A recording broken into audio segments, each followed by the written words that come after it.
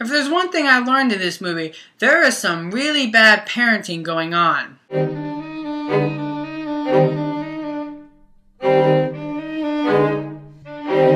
In Guardians of the Galaxy, you guys, we follow Peter Quill, also known as Star-Lord, who teams up with a band of misfits when they come in contact with an object called an orb. And inside this object, you guys, contains a stone that the villainous Ronan plans to obtain so he can hand it off to Thanos.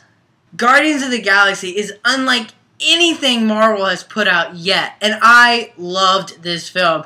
Now, this film is actually a pretty big risk for Marvel to take because, honestly, let's face it, casual moviegoers don't really know too much about these characters. We know Iron Man, we know Thor and Captain America, but the Guardians, not so much. This is honestly one of my personal favorite Marvel movies in this cinematic universe. You really get to understand and like all these characters. Peter Quill, Gamora, Rocket, Drax, Groot, they all have interesting backstories and you really start to fall in love with their characters. Honestly, guys, this movie is hilarious. There are so many moments in this film where I was laughing out loud. But if you ask me, it is Rocket, voiced by Bradley Cooper, who steals this entire movie, you guys. So many moments in this film I was laughing out loud because of this character. He's so well drawn out and so well developed. Also, in terms of action sequences, this movie delivers the goods.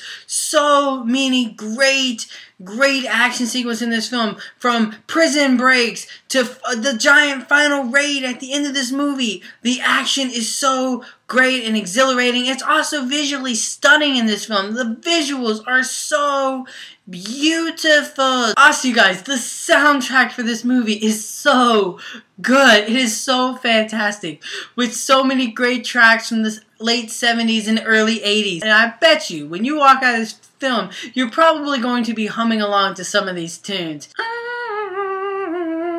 I'm hooked on a feeling.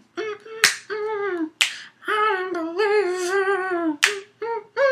If I had to say any complaints at all with this movie, Ronan, he's a bad guy, and I get it and all, but I kind of wanted more out of a villain than just the fact that he's a bad guy. Regarding the post-credit scene, yes, it is indeed funny. It made me laugh.